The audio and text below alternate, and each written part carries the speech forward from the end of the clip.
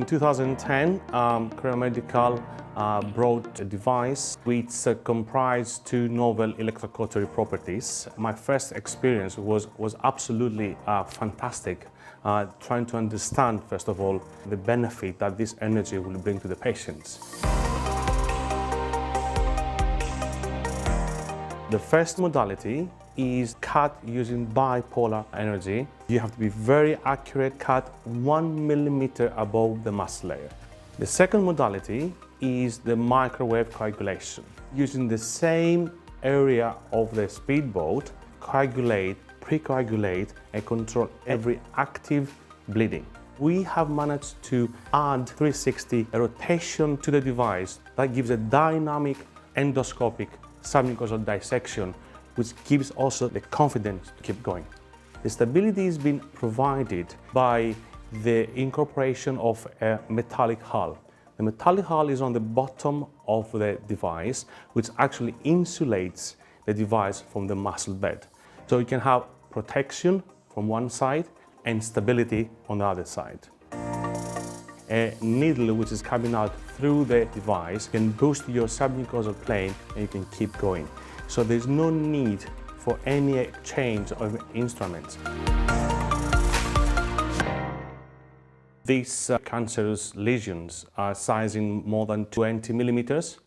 Historically have been treated with surgery or a piecemeal resection during endoscopy. Surgery, as we all are aware, harbors high risk of mortality and morbidity, and also carries at least a 5-day hospital stay. When we perform piecemeal resection of this type of precancerous lesions, usually there's a high risk of recurrence, which brings the patient back to surgery after a non-successful excision. It is the last 10 years a very slow adoption of the endoscopic submucosal dissection, and there are quite a few reasons to explain that. The first one is very technically challenging, is very time-consuming, and it carries out a lot of complications. But using this technology and this novel tip design, that can change things around, could be a game changer. Japanese guidelines are the most reliable guidelines, and that's been widely used to actually assess and review if a polyp, is a precancerous polyp, is amenable for endoscopic dissection, particularly for ESD. There should be very flat lesions, call them lateral spreading tumors, either having depressed areas or they are so subtle that cannot actually be seen. In a nutshell, we want to remove a polyp, which is really challenging, has very concerning features on the surface, and we're trying actually to achieve that in a one piece, in an unblocked dissection. And that unblocked dissection means we dive into the submucosa, which is the third space, and that is a challenge because we have to operate above the muscle layer. If we touch the muscle layer, there's a high risk of perforation. If we operate above the muscle layer and we keep that intact, then we have a successful and actually very complete dissection.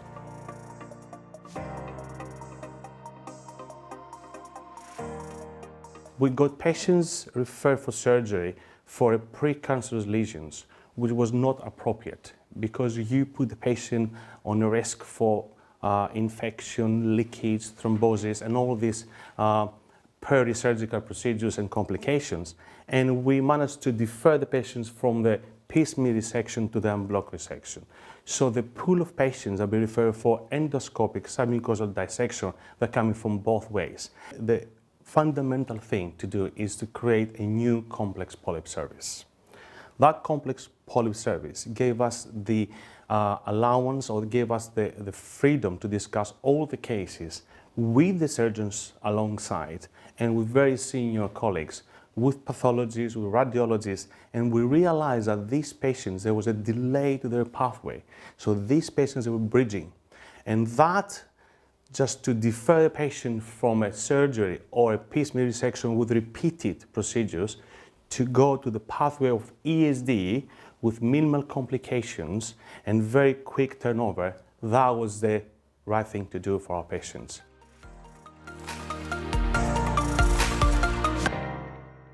So we're looking now personally to two target groups. Those that perform complex EMR and those that have started performing endoscopic submucosal dissection and they have difficulties to perform and implement that service to their own patients. When someone wants to move levels from the standard platform to the advanced polypectomy platform, such as a Chroma and Speedboat, they have to be exposed to previous piecemeal resections, and not just simple snare resections, some complex ones. Should be under retroflexion EMR, should be on a very difficult bend using other accessories, and they should have the team, which is so important, that will support the operator during the procedure, before and after the procedure, and the skills. They have to understand how we dive within the submucosal space, how we treat the submucosal fibers, how we stretch the submucosal fibers using the cap or actually the basic principles of ESD from the Japanese culture. With the advent of the advanced platform and Speedboat will change not only the patient's pathway, not only the complications of ESD, but actually what we're trying to achieve now is to change the learning curve.